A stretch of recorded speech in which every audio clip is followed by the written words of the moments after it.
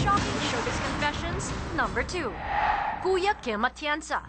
Mapusong ibabahagi ang pinagdaanan niyang matinding pagsubok. Sabi nga nila, sensya na kayo, medyo naiyak ako. Life is a miracle. What He gave me is a miracle. It's to live again is a miracle.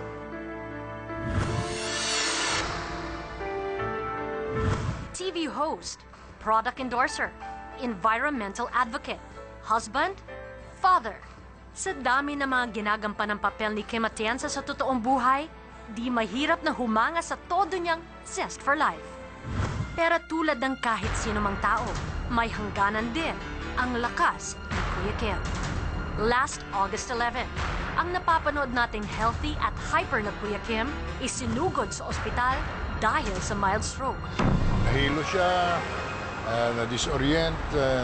Ganun ang epekto ng severe fatigue that leads to a mild stroke. The next day, ayon sa kanyang butihing asawa na si Feli, sumailalim si Kuya Kim sa MRI, CT scan at 2D echo test sa ospital. At, fortunately, normal ang resulta sa lahat. With precious prayers of his friends and supporters at ang walang pagod na pag-antabay sa kanya ng kanyang pamilya, after a few weeks, Kuya Kim was up and running once again.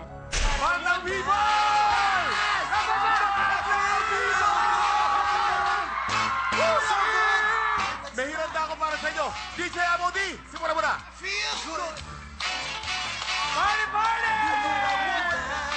At ngayong hapon, he's back and better. The Confessions of a Man.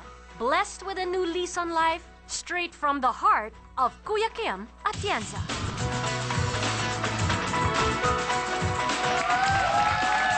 Kuya Kim, welcome to the bus and it's nice to have you back at work. Kamusta ka na ngayon? Ay, unang-una nagpapasalamat ako sa Diyos at binigyan na naman ako ng second lease in life. And I'm so thankful also that I'm finally back to work. The work that I love to do. Pero mas mabagal this time kasi baka ma-stroke na naman tayo eh. Alam mo, marami talaga nagulat sa nangyari sa'yo. So tell us what happened that day. Dali mo kami sa moment na yon na inatake ka.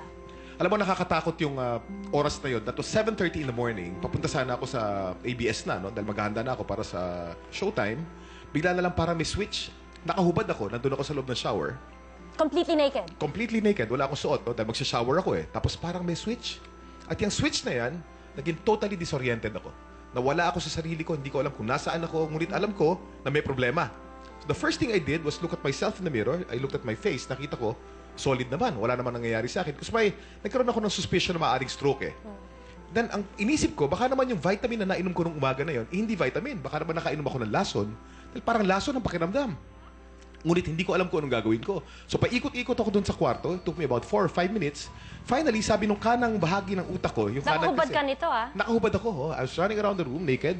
Takbo akong sa kusina ngayon. Gusto ko isigaw ang pangalan ng mga kasambahay ko, mga katulong ko. Ngunit hindi ako makasigaw.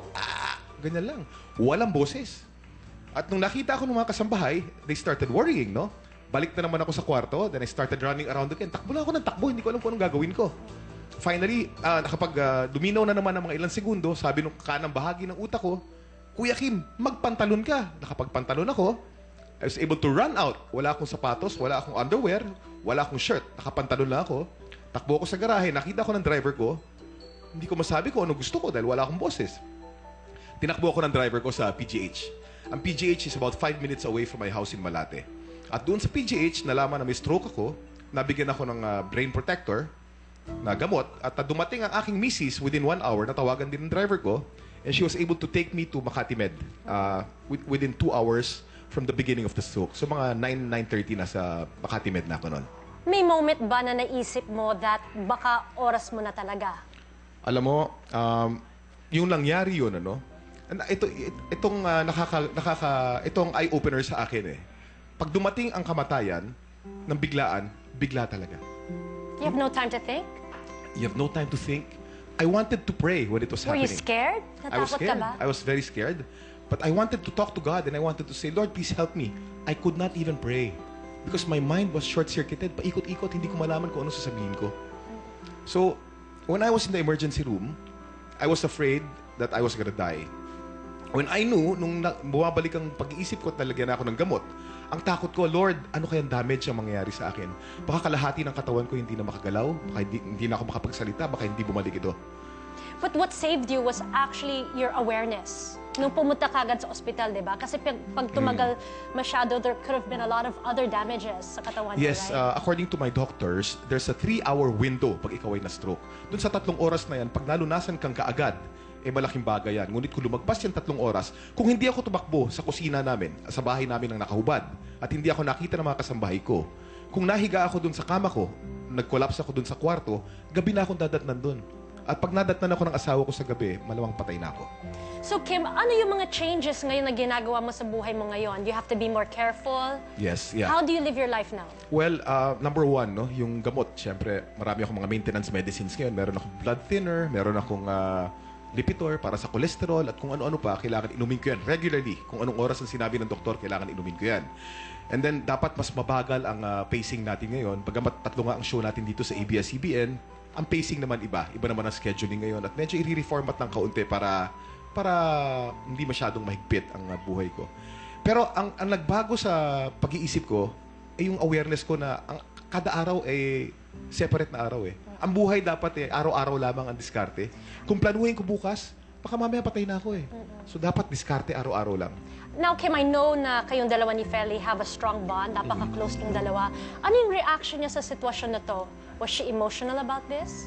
Ang masasabi ko, alam mo, Charlene, because of the stroke, I am more in love with my wife. Ever. Si Feli ang ano ko. Siya ang...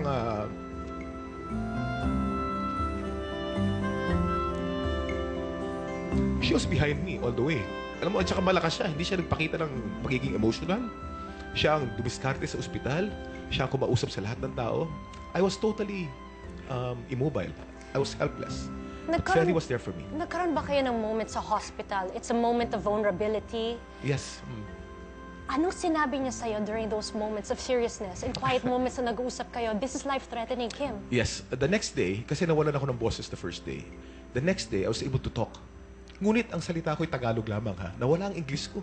Ganyan pala pag nasustroke ka eh. Ang lumalabas na sa boses mo ay kung paano ka nag-iisip. At dahil Tagalog ako mag-isip, nawala ang pag-English ko. Ang misis ko hindi makapag-Tagalog. English yan eh. Taiwanese-American ang Taiwanese ang misis ko eh. So anyway, sinabi ko sa kanya, Fel, mukhang hindi na ako makapagsalita ng matino. Mukhang hindi na ako makakapagtrabaho. Ikaw nang bahala sa atin. Alam mo, sabi ni Feli, Han, don't worry about it. Just live. Akong bahala sa lahat. But si Feli ang mister nung panahon na yun at ako ang parang misis niya. She was your strength. She was my strength, yeah. And I know that your family was there behind you every step of the way. At kasama mo ngayon ang isang special person in your life, ang panganay mong anak na si Jose, na nandito ngayon. And he also has a special message straight from his heart para kay Papa. Hi, Jose! Hindi mo kamukha ko yan. Tita Charlene, pakis naman. Hi, Jose. You have a special message para kay Daddy? Yes. Would you like to read it? Yes. Okay. Ang cute. 3 sila, di ba? 3 sila. Jose is 8 years old, kaka-8 lamang niya. I have a 6-year-old daughter and I have a 4-year-old daughter. Oh, sit down, sit down. Jose, what would you like to tell your daddy? I'm happy that he's alive. Oh. And I love him. And he could now talk again. Do you understand or realize kung ano nangyari sa daddy mo? Yes. Can you read the letter to your dad? This is from my younger sister. Dear Papa, I miss you. When you were in the hospital, and I am sad also. Love you, Papa. This is from Eman, Eman? the 4-year-old daughter. This is from Mary, the 6-year-old daughter. I love you. Hi, Papa. I'm sure I miss you when you were in the hospital. But now you are home with me. Then she also drew a little picture with a rabbit and... Oh, I am happy. And your letter? This is my letter. Dear Papa, I'm very happy that you are alive from your stroke. And I hope that you could go traveling with us abroad in 2 weeks. May deadline talaga, 2 weeks, no? Alam mo, because, May deadline. alam mo ang storya kasi dyan, because I'm not allowed to fly. Pagka na-stroke ka, hindi ka pwedeng lumipad eh. Bawal sa aeroplano. At binigyan ako ng doktor ng, I think mag-expire na in 2 months, in 2 weeks. At gusto ng mga anak ko, gusto ng misis ko na magbakasyon kami. Pero hindi ako makapagbakasyon dahil hindi ako makalipad. Maaaring in 2 weeks makakalipad na ako at maaaring magbakasyon kami sandali. What would you like to tell your son? And of course, kay Feli. Na nandun, she was your strength. And Kim, thank you for sharing your story with us because I know sometimes when we go through things in life, sometimes we don't give ourselves time to actually feel what has actually happened to us. And ngayon mo lang talaga, di ba? Ngayon mo lang talaga linabas itong feeling na to, Kim. Well, si Feli, gusto ko sabihin. Nanonood si Feli ngayon kasama ng mga ibang anak ko. No? Han, you know, I am more in love with you now than the first time I met you. Just be assured that I will be the best Kim for you and the family. I love you. At sa mga anak ko naman, kay Eliana at kay Eman, you know, everything that Papa does is for you and I'll continue to work hard so the family is okay and together. Oh, parang ako naman yata ang naiyak sa message mo.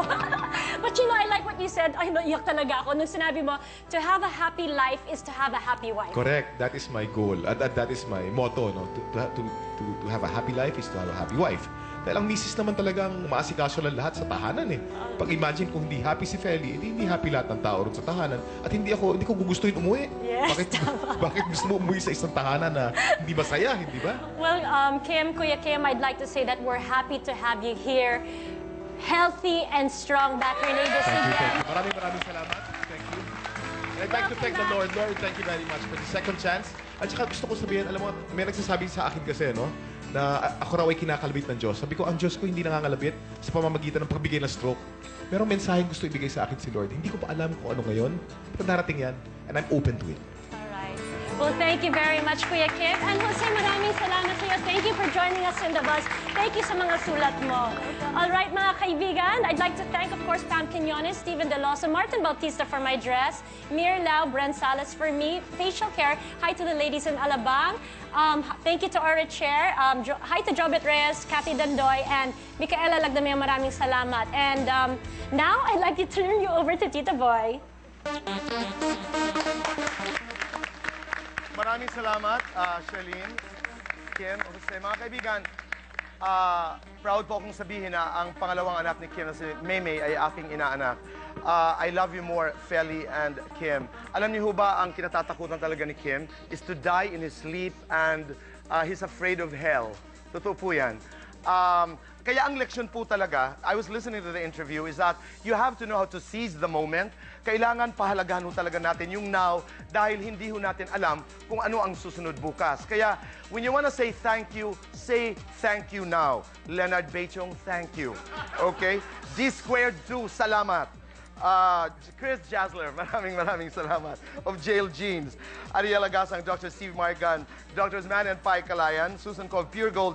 Naku, ang Pure Gold po ay anibersaryo, 12th anniversary. At meron ho silang signal number 12 sa laki ng diskwento. Carl Yao, Nikon Home Appliances, Gwen Ku. Humihingi po ako ng paumanhin on behalf of Chris Aquino sa Association of Volunteer Firefighters of the Philippines dahil nagkasakit po si Chrissy. Astoria Plaza, Joan Boner, Kinsey McDonald, Boys of La Carmela de Boracay, thank you. Talagang thank you, okay? Lalen Kalayan, salamat. And a happy wedding anniversary to Mr. and Mrs. Luis Espiritu Fremani Tirona. Okay, so huwag niyo pong kalilimutan kung nais niyo pong magsabing salamat, say it now. Or if you wanna say I love you, say it now. Nay, I love you because tomorrow is never promised, okay? National Family Day. Bukas, September 27, Pilipinas, mga kaibigan, hikayatin ang bawat isa na maghapunan kasama ang kanilang mga pamilya. Importante po ito. Lagi pong tandaan na mahalagang magsama-sama ang buong pamilya sa hapagkainan. Let's all be proud of who we are. We're proud to be Filipinos. Diyan lamang po kayo maya-maya. Marami ho tayong maiinit na mga balita na ibabahagi po sa inyong ngayon. We're not gonna waste time para po sa inyong kasiyahan sa pagbabalik lamang po ng The Buzz.